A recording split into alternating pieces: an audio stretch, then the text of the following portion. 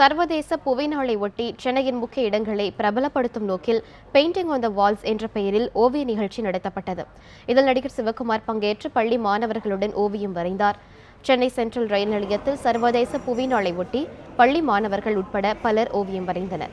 சுமார் 200க்கும் மேற்பட்ட மாணவர்கள் பங்கேற்ற இந்த நிகழ்ச்சியில் நடிகர் சிவகுமார் சிறப்பு விருந்தினராக கலந்து கொண்டார். சென்னையின் பிரபல இடங்களை சுற்றுலாவாசிகளுக்கு பிரபலப்படுத்தும் விதமாகவும் இயற்கையின் முக்கியத்துவம் குறித்தும் இந்த நிகழ்ச்சி நடைபெற்றது. இந்த நிகழ்ச்சியில் தண்ணீர் மற்றும் இயற்கையாக உருவாக்கப்பட்ட வண்ணங்களை கொண்டு சிவகுமார் ஓவியம் வரைந்தார்.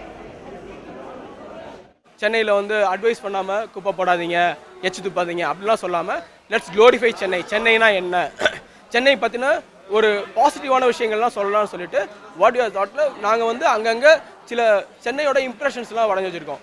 வள்ளுவர் கோட்டம், அடையார் ஆலமரம், சாந்தோம் சர்ச்சு, ராயபுரம் கோபுரம், அந்த மாதிரி சில விஷயங்கள்லாம் வரைஞ்சி வச்சுருக்கோம். அதெல்லாம் பேஸ் பண்ணி அவங்களோட இமேஜினேஷனில் சென்னையை க்ளோரிஃபை பண்ணி, சென்னையை செலிப்ரேட் பண்ணி, சென்னையை ஒரு கொண்டாட்டமாக எப்படி கொண்டாட போகிறாங்கன்றது தான் இந்த ஆர்ட் மூமெண்ட்டோட ஒரு பார்ட்.